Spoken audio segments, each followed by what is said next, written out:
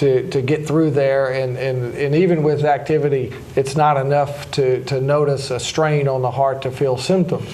But what may happen is as that plaque gets bigger and bigger, it gets weaker, and the skin over that plaque gets weaker, and as the blood tends to flow across that, it shears it open, and then a flap will come up and occlude or block the artery, and then the body, with its own defense system, starts attacking that area, and then that's where the blood clot will actually form to try to wall off those exposed chemicals from the plaque.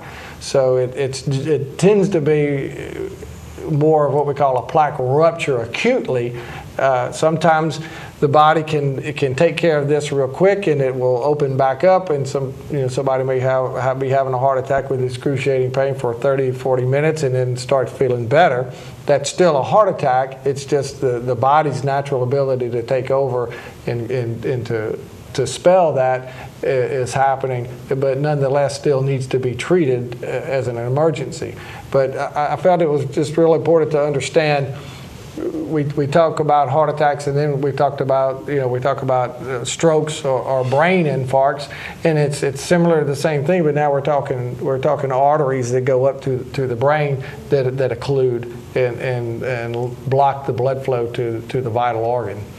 Though that's definitely an important distinction, because we also realize that studies, while we may think the heart attacks are caused by 90-100% blockages, it is true that typically 90% or severe blockages more thankfully cause chest pain and provoke patients to come and visit us sooner, whereas studies have shown that the ones that cause heart attacks are really not the 90%, but statistically the 50-60%, there are more of 50-60% blockages that are prevalent, and they are more likely to rupture and cause heart attacks. So that the fact that somebody may have had a stress test, or somebody does not have any symptoms and may presume they're in good health, suddenly have some symptoms, they should not be confused. Oh, well, I'm in good health, why would I, or I had a stress test 1 month ago, I won't be having a heart attack. So it doesn't really work like that. When you have symptoms of heart attack, you're better off being sure that you're having a heart attack or you're not. So with that, I also want to ask Dr. Venkat about some of the little technicalities of this timeliness of heart muscle damage. Can you highlight about that aspect? Sure. I mean, if we want to get a little more scientific, I mean, when a patient comes into the hospital within 30 minutes of onset of chest pain, it is not, I mean, the first medical contact with the onset of chest pain is less than 30 minutes, and we get to them faster enough, they virtually have no heart muscle damage. That is a very important thing. Virtually you will not have a heart muscle damage. But as the time goes by, I mean, if the patient has delay in recognition or getting the patient to the hospital, in the first 4 hours, the initiation of heart muscle damage starts to occur, but it's still a fairly good time to have that reversed. But if the time gets over, let's say 8 hours, 12 hours, then there's irreversible heart muscle damage. At that point of time, we would definitely go and help them open up the blood vessel, but it may not really help the patient. So, so I think to reinstate what we spoke, time is muscle. Now, if this patient has significant heart muscle damage, let's say if their heart muscle damage is so significant that they lose their pumping function of the heart less than 15%, 50% of these patients will actually die in the first year. That is a significant problem. As opposed to patients who has preserved LV function or whose pump is pretty functional, their mortality is less than 10%, 20%. So that's a significant difference between these two subsets of patients. Absolutely important. Going again back, and we are reiterating at the expense of being redundant, is that the patients coming in time can make a significant difference in their outcome. It's not just that we have some statistics, we want to run and open these arteries, but the whole reason to go behind and open these arteries and trying to shave off every second out of it when the patient hits the hospital is that if they come beyond a certain time, the muscle damage is irreversible. When the pump is damaged irreversibly below a certain degree, the long-term consequences and the quality of life of the patient are substantially affected by the pump being damaged. So if we assume a 60-70% ejection fraction or a pump function is normal, And studies have shown that if the heart attack, most commonly a heart attack, and sometimes other causes may cause heart muscle weakening, if it drops it to 30% or 30-35%, studies have shown that the patients that are at a much higher risk of developing first equality, if they do survive after that 1 year, they have a much worse long-term outcome with respect to their ability to function, much more significant problems with future preponderance of cardiac arrhythmias, including cardiac arrest, developing gradual heart failure, inability to exercise, and then valvular leakages, and then develop also other types of cardiac arrhythmias, which we call atrial arrhythmias.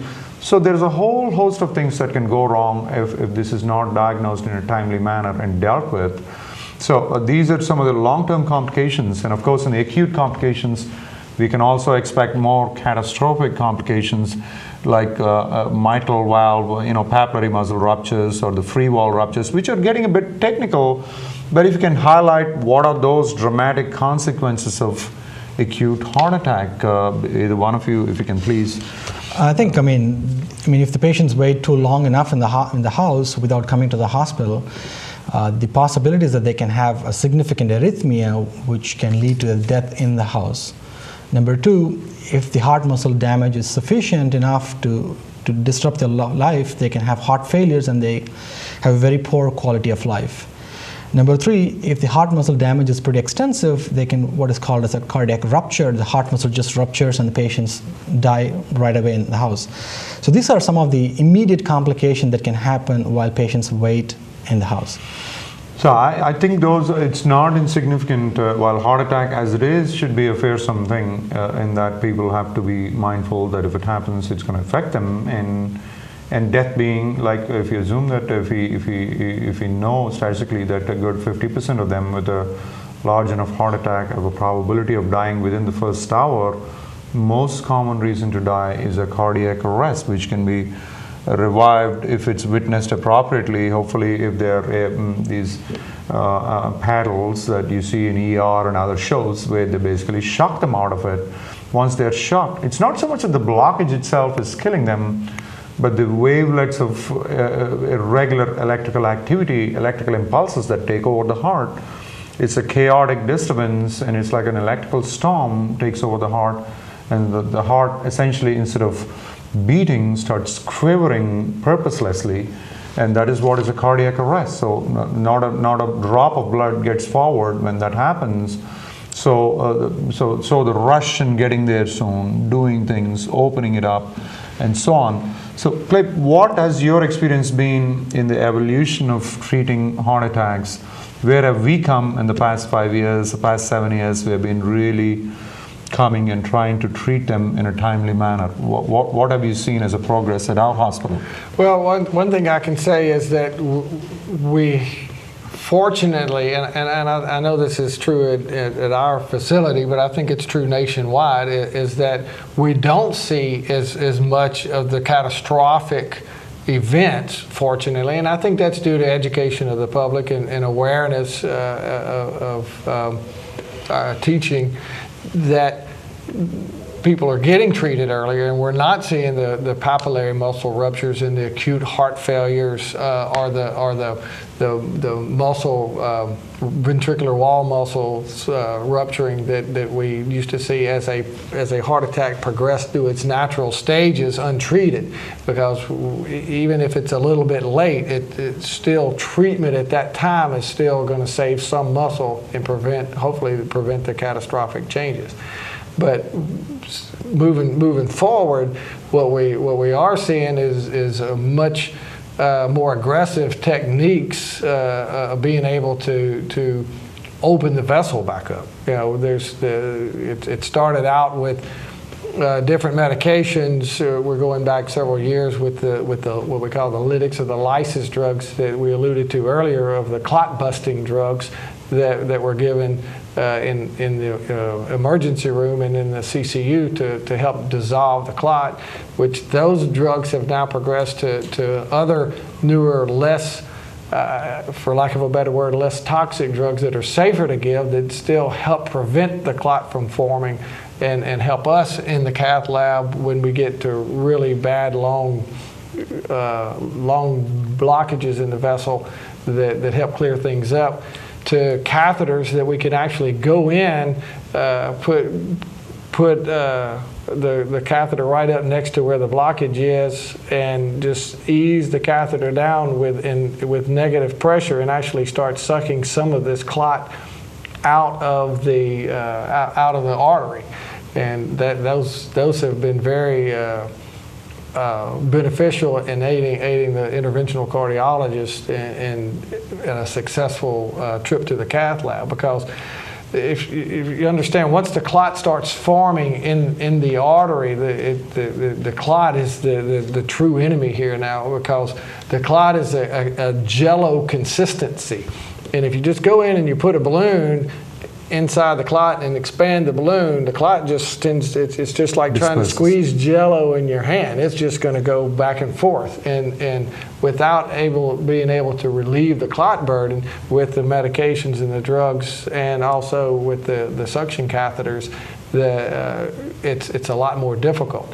And then we've got medicines to treat even afterwards to help clear up the microscopic clots that still get caught in the distal capillaries and things like that. So it has progressed a long way since I've started cardiology, and it makes me really respect the older guys that really had to put up with that system without having what we have now. They had to really work hard. Absolutely. And really, all of us went through training and faced some of those, and even now we do deal with, but things have definitely come a long way. Mm-hmm. Looks like we do have a caller, line number 1 here, Patricia from Lafayette.